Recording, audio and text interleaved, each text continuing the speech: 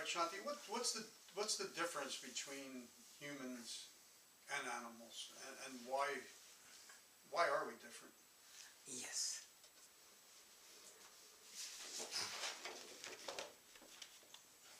This is Supreme Consciousness and is covered by 5 layers: consciousness, intellect, mind, energy or senses, and body. Animals have only developed 3 layers: body, senses, and mind. They don't have intellect or consciousness. They use these 3, and also they don't produce karma. Their cause and effect, they produce karma, results are immediate. So they don't produce a memory or sanskaras. We have 2 more layers: intellect, which is buddhi or discriminative faculty of the mind. Okay, with this faculty, we can choose direction in life. Animals cannot choose direction in life. They have instinct, but they don't have potential for choosing direction in life. Also, they don't have consciousness. Consciousness means higher consciousness, because their spine is horizontal, and then brain capacity is not developed. So we have capacity to experience bliss. They can experience only superficial bliss or pleasure. Animals are happier than humans. They don't feel stress.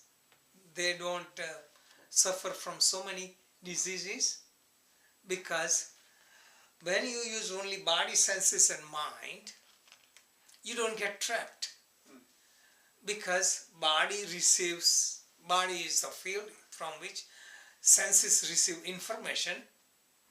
So all the 5 senses gather information, and then mind is like a camera. It takes a picture or movie, and all it does is it uses motor organs to do appropriate thing. So like a cow, some mosquito or bugs sit on them, their tail goes and swaps them. They don't have to use anything. They know when to eat, what to eat, how much to eat. They don't choose. They don't have choice what I like or what I don't like. So really they are blissful. But this bliss is out of ignorance. Okay. So that bliss is not desirable, because we say, why don't I be like animal? So people who are, say, street people, or who are really down or low, they're blissful because they never think about anything. People who are mentally deprived, lower mental capacity,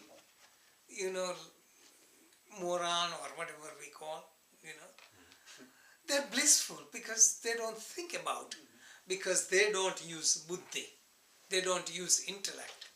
So actually we have to learn one lesson from the animal is, let the nature do everything. If we don't interfere with our intellect, our body will be in rhythm. See, only body, senses and mind, these 3 you use, you remain very harmonious. All the interference comes from the mind, because from the intellect. Mind doesn't choose, I like this or like that. This is pleasurable, unpleasurable. So animals are in rhythm. They have instinct that helps them survive. So all the faculties are used for survival. But still more desirable is to use intellect and for higher purpose. So intellect works 2 ways. One is using it in a wrong way, then we can become worse than animals. If we use right way, then we become superhuman. We can find harmony with higher self.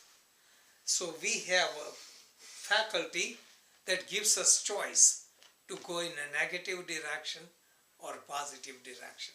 So intellect is choice, basically. That's Intellect we have right. that gives us the choice to think and choose right and wrong. Okay, and then after we choose the right direction, then what's consciousness doing for us then? Consciousness gives us the experience. So consciousness, like meditation experience, the bliss experience is this. So when intellect is used at lower state, tamasic state, one doesn't use intellect, one is happy, just like animals.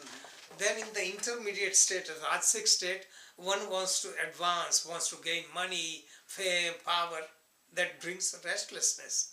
When one gets more content and balance, then that sattvic state of intellect allows to question, who am I, what is the purpose of life, and that is the positive direction.